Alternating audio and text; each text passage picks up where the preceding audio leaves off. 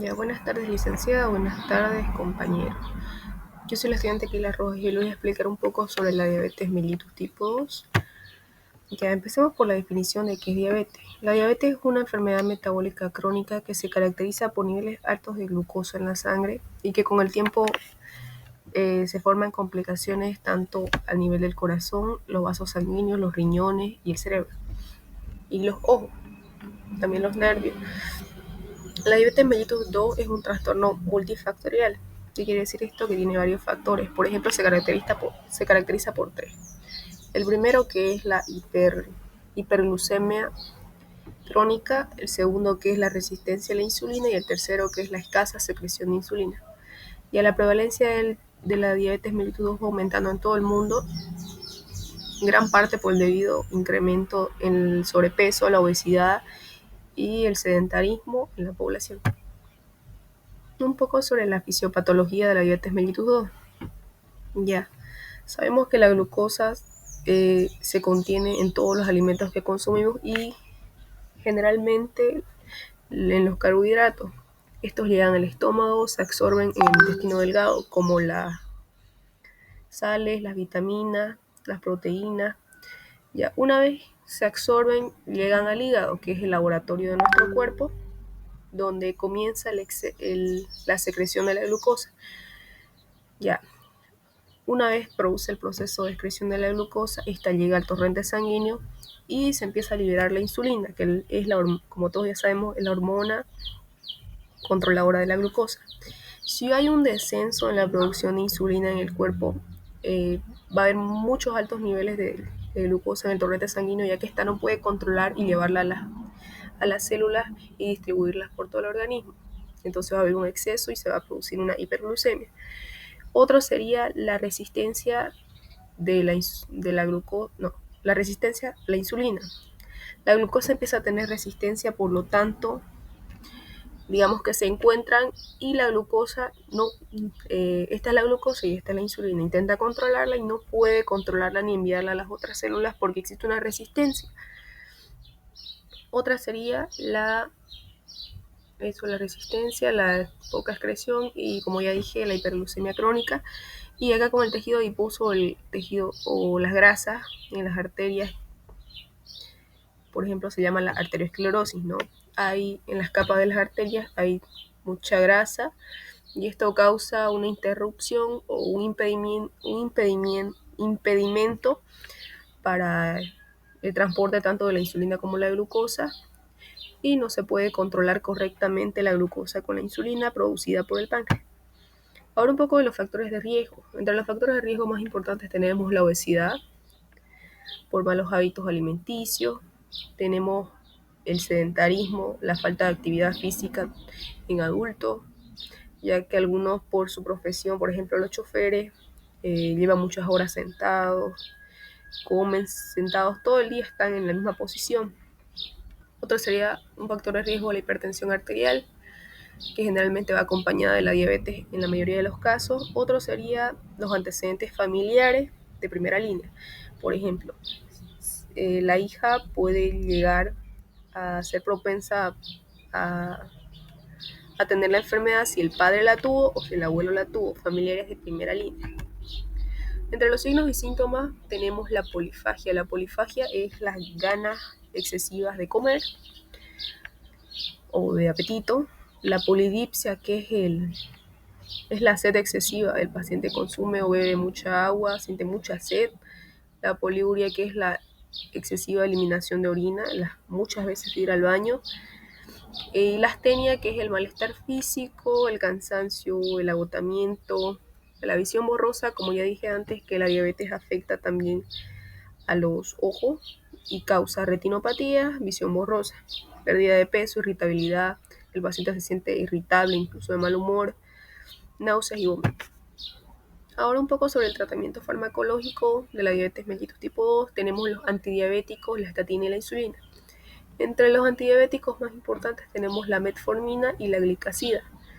Estos dos actúan directamente en las enzimas del estómago, controlando la glucosa, el exceso de glucosa y luego la absorción en los intestinos. y la llegada al hígado y el metabolismo. La estatina, que esta es la controladora del colesterol en la sangre o en las arterias, como vemos aquí, la arteriosclerosis. Este medicamento hace que se eliminen estas capas de colesterol o por lo menos las reduce para que no haya interrupción en el torrente sanguíneo. Ahora la insulina, que como todos sabemos es una hormona controladora de la glucosa, pero cuando su producción es deficiente en el páncreas, es necesario inyectar la insulina por vía subcutánea en el tejido adiposo del cuerpo. Entre la prevención tenemos lo más importante, que son los cambios en los hábitos alimenticios, cambiar, ¿no?, las grasas trans y saturadas por grasas naturales, aceites naturales como el de oliva, la palta que contiene ácidos grasos naturales, los cereales y los frutos secos que tienen sus propios aceites naturales.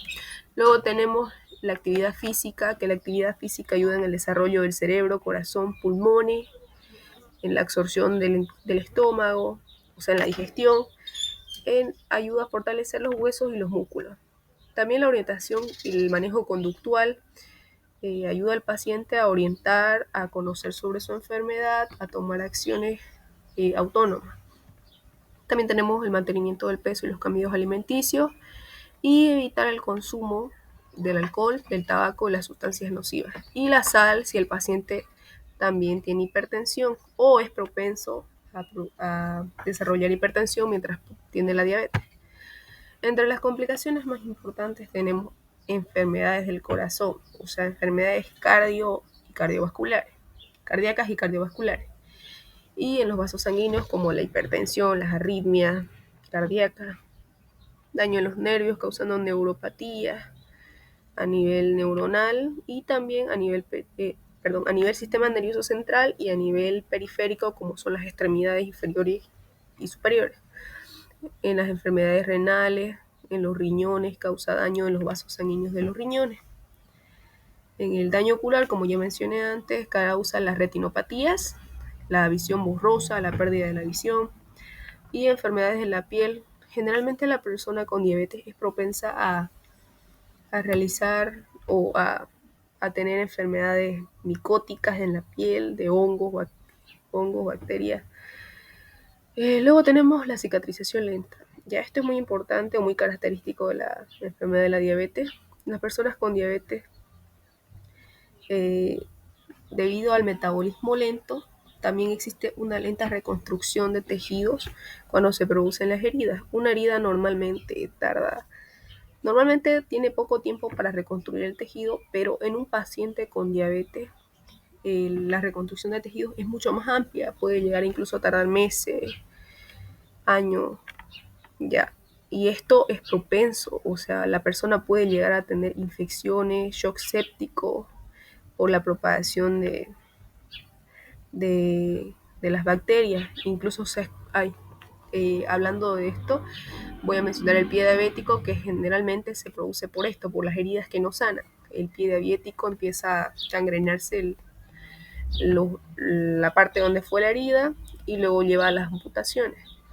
Luego tenemos el deterioro de la audición, apnea de sueño. El paciente, por la fatiga, por la irritabilidad, llega a no poder dormir, incluso a producirse un insomnio, y el paciente con diabetes es propenso a infecciones urinarias y vaginales. Esto más que todo por la poliuria, ¿no? El paciente va demasiadas veces al baño, pero hay aquellos que están postrados, ¿no?, y no pueden realizarse el correcto aseo, retienen la orina en la vejiga, y sabemos que esto nos conlleva a una infección urinaria y a una propagación de bacterias en los genitales. Ahora, sobre mis intervenciones de enfermería, la primera es la anamnesis al paciente. Esta es la entrevista al paciente y es el primer paso del proceso, que consiste en la recolección de datos de forma deliberada y sistemática para determinar el estado de salud del paciente, en qué etapa se encuentra, cómo se encuentra, signos y síntomas que presenta. El 2 es realizar la toma de signos vitales y observar estrictamente la glucemia, el pulso, la tensión arterial, frecuencia cardíaca y frecuencia respiratoria. Conocer a tiempo si tenemos niveles altos de azúcar en la sangre nos permitirá o anticipar la enfermedad o tomar medidas preventivas para evitar complicaciones. ya que la alta glucosa produce trastornos metabólicos y complicaciones crónicas que afectan a grandes y a pequeños vasos y también a nervios. Ya realizar el examen físico exhaustivo, el examen físico debe ser orientado y guiado, debiéndose explorar el peso, la talla e índices de interés, piel y mucosas, uñas, tejido subcutáneo, tiroides, miembros inferiores, sistema osteomioarticular. Esto es muy importante ya que se refiere al sistema del esqueleto, ya que sabemos que en personas obesas existe un fuerte impacto del cuerpo sobre los huesos, causando esto daño en las articulaciones y daño en los huesos, e incluso el deterioro de la deambulación. Evaluar los signos y síntomas presentes en el paciente. Se debe reconocer la afección del paciente y su estado actual sintomáticamente para guiar un diagnóstico preciso y el tratamiento adecuado de acuerdo a los signos y síntomas que presenta. Por ejemplo, si el paciente siente dolor, los analgésicos, si hay excesos de líquidos, los diuréticos. Ya, también canalizar una vía periférica para la administración de líquidos endovenosos isotónicos para hidratar si el paciente se encuentra deshidratado y no glucosado. Se debe evitar las soluciones glucosadas, ya que esto puede afectar o empeorar el estado de nuestro paciente, ya que el paciente presenta hiperglucemia. Ya se debe realizar la colocación correcta de sonda Foley y controlar la asepsia de esta.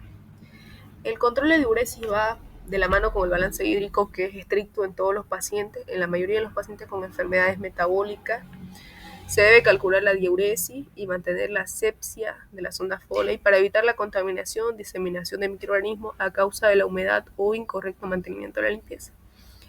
Hablando un poco más sobre el balance hídrico, siempre se debe calcular los ingresos y los egresos de nuestro paciente para ver mejorías o complicaciones que existieran. Ya controlar la piel herida. Tener diabetes resulta ser una dificultad en el proceso de curación de heridas, ya que la enfermedad está relacionada con ciertas complicaciones tales como la angiopatía diabética, que es el daño en los vasos sanguíneos, o la neuropatía diabética, que son los daños en los nervios. Realizar asesoramiento nutricional. De acuerdo a las recomendaciones de la Asociación Americana de Diabetes, la terapia nutricional es muy importante para la prevención y también para el tratamiento de la diabetes mellitus 2. Es un equilibrio entre el tratamiento farmacológico y el tratamiento nutricional para la mejoría de un paciente diabético. Esto ayuda a controlar los niveles de glucosa en la sangre, normalizar los niveles de presión arterial, evitar el aumento de peso y las complicaciones de enfermedad. Como yo dije antes, la mayoría de los pacientes que presentan diabetes también presentan a la paralela enfermedades cardiovasculares o cardíacas, crónica, metabólica, y en este caso la hipertensión arterial va acompañada de la diabetes en muchos casos. Ya, el número 9 de mi intervención sería comenzar una dieta hipocalórica y la supervisión de los hidratos de carbono. El plan de alimentación depende de la edad, el género, el estado nutricional, la actividad física, estado fisiológico y patológico. En relación con la alimentación, los hidratos de carbono son fundamentalmente en el control de la glicemia, participan fundamentalmente en el control de la glicemia y determinan hasta un 50% de la variabilidad de la respuesta de la glicemia. Como ya dijimos, la glucosa se encuentra en todos los alimentos que consumimos y más altamente en los hidratos de carbono. Educar al paciente y a la familia sobre la necesidad de los cambios de malos hábitos de alimentación y actividad física personales y familiares, con el objetivo de minimizar signos, síntomas y evitar las complicaciones. También enseñar a cómo actuar ante la enfermedad, dar soluciones y prevenir que otros miembros de la familia lleguen a padecer esta misma afección. Y también dando a conocer toda la información, respondiendo todas las preguntas de la familia hacia la afección del paciente, para poder ayudar en su progreso. Garantizar un régimen de tratamiento farmacológico y uso de insulina. Se debe incentivar al paciente y a la familia que ayuda al paciente a realizar un tratamiento estricto, explicar la importancia y los beneficios a corto y a largo plazo de un tratamiento estricto. Y por último tenemos el manejo conductual y el apoyo psicológico. El apoyo psicológico facilita que se fomente una responsabilidad compartida en el cuidado de la diabetes, promoviendo la autonomía gradual, que el paciente sea consciente de la enfermedad que está cursando y sea consciente de que es necesario cambiar sus hábitos, fomentar la actividad física y dejar malos hábitos que antes tuviera él y la familia. También el apoyo psicológico ayuda a disminuir el miedo, la ansiedad